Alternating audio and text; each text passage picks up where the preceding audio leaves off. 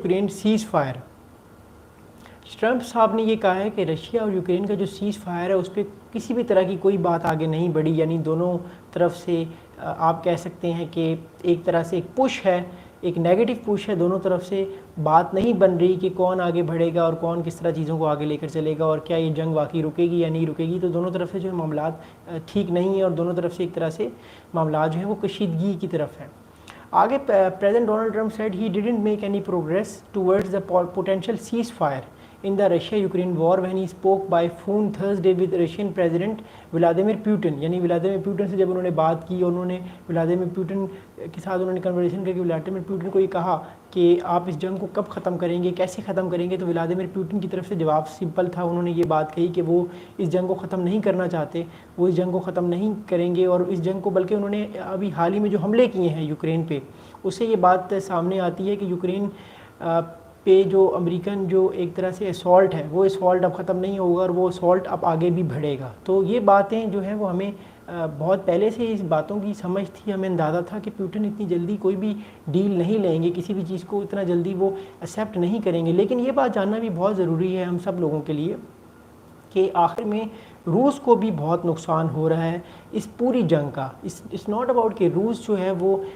उसको नुकसान नहीं हो रहा है इस जंग का, रूस को भी इस जंग का अफेक्ट हो रहा है, उसको इम्पैक्ट पड़ रहा है। और अब देखना ये आने वाले वक्त में तो कि क्या रूस इस जंग को वाकई ख़त्म करेगा, क्या रूस इस वाकई जंग में ख़ुद को पीछे हटाएगा, ख़ुद को पीछे करेगा, या रूस जो है वो बैक फायर नहीं करेगा और रूस भी इस जंग को आगे बढ़ाएगा। तो ये बातें जानना सबके लिए और समझना सबके लिए बहुत ज़्यादा ज़रूरी है कि ये जंग अब किस मोड़ की तरफ जाएगी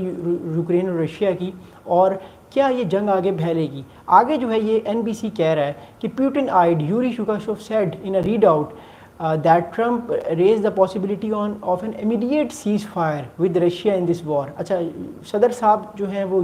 ट्रंप साहब ने जब ये बात की है फ़ोन कॉल पे, तो उन्होंने कहा है रूसी सदर को कि हम चाहते हैं कि किसी तरह का कोई सीज़ फायर हो जाए। अब मैं आपको कई बार बता चुका हूँ कि रूस इतना जल्दी सीज़ फायर नहीं करेगा जब तक कि वो सारे जो पॉइंट्स हैं, ये सारे जो उनके ऑब्जेक्टिव्स हैं, जिसमें सबसे बड़ा ऑब्जेक्टिव ये है कि नेटो में कभी भी यूक्रेन नहीं जाएगा और उसका जो हुकूमत होगी वो प्रो रशिया होगी, और जो इलाके उसने कब्ज़े किए हुए हैं, जिन पे कब्ज़ा किया हुआ है यूक्रेन के, रूस जो है वो उन इलाकों से भी पीछे नहीं हटेगा और उन पर कब्ज़ा जारी रखेगा, मुसलसल जारी रखेगा। तो ये बहुत बड़े और अहम नुक्ते हैं मेरे ख्याल से,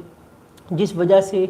जो सदर ट्रंप और सदर पुतिन के दरमियान एक तरह से जो है वो स्टेटस को जो है वो मैच नहीं कर रहा। अभी हाल ही में सदर ट्रंप ने एक न्यूज़ प्रेस कॉन्फ्रेंस में कहा है कि मैं इससे जो मेरी बात हुई है कल पुतिन साहब के साथ, मैं इसमें किसी भी तरह की कोई प्रोग्रेस नहीं देख रहा और मैं खुश नहीं हुआ। अब कल बात करेंगे, कल सुबह या कल शाम को सदर ट्रंप और सदर ज़ेलेंस्की यूक्रेन के वो कॉल पे बात करेंगे और मेरे ख्याल से सदर ट्रंप अब हथियार देना शुरू कर देंगे यूक्रेन को ज़्यादा, और यूक्रेन की ज़्यादा मदद करने की कोशिश करेंगे, क्योंकि सदर ट्रंप इस बात को समझ रहे हैं कि रशिया को इंगेज करना, इस जंग में सीज़ फायर करवाना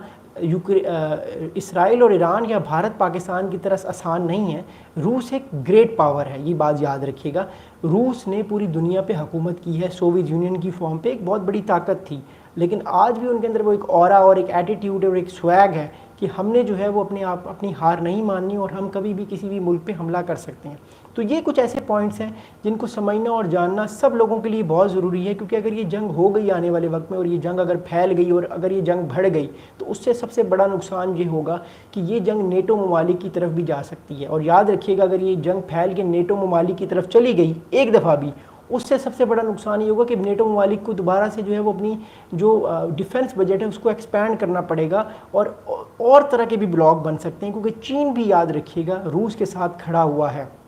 कल या परसों बयान आया है वांग ही का, जो चाइना के फॉरेन मिनिस्टर हैं, उन्होंने कहा है, ख़ास तौर पे बता दिया पूरी दुनिया को कि चीन जो है वो रूस के साथ खड़ा हुआ है। इसका मतलब ये है कि अगर चीन रूस के साथ खड़ा हुआ है तो फिर कोई और मुल्क भी रूस के साथ खड़ा हो सकता है आने वाले वक्त में, like north Korea, like Iran, क्योंकि नॉर्थ कोरिया यानी शुमाली कोरिया, मैंने अभी हाल ही में एक वीडियो भी अपलोड किया, आप देखिएगा। मैंने आप लोगों को ये बताया है कि नॉर्थ कोरिया बहुत जल्द जो है वो अपने 30,000 से ज़्यादा जो फ़ौजी है वो यूक्रेन में भेजेगा मदद के लिए, रूसी जो फ़ौजें हैं उनकी हेल्प के लिए। तो इससे हमें ये चीज़ समझ आती है कि ये जंग दोनों ममालिक के लिए इतनी आसान नहीं होगी। अमेरिका को भी एक तरफ प्रेशर है, दूसरी तरफ यूक्रेन पर भी एक बहुत बड़ा प्रेशर है, और अब इस प्रेशर को देखते हैं कि दोनों एक दूसरे के साथ किस तरह आने वाले वक्त में इसको हैंडल करते हैं और आने वाले वक्त में इस प्रेशर को एक नए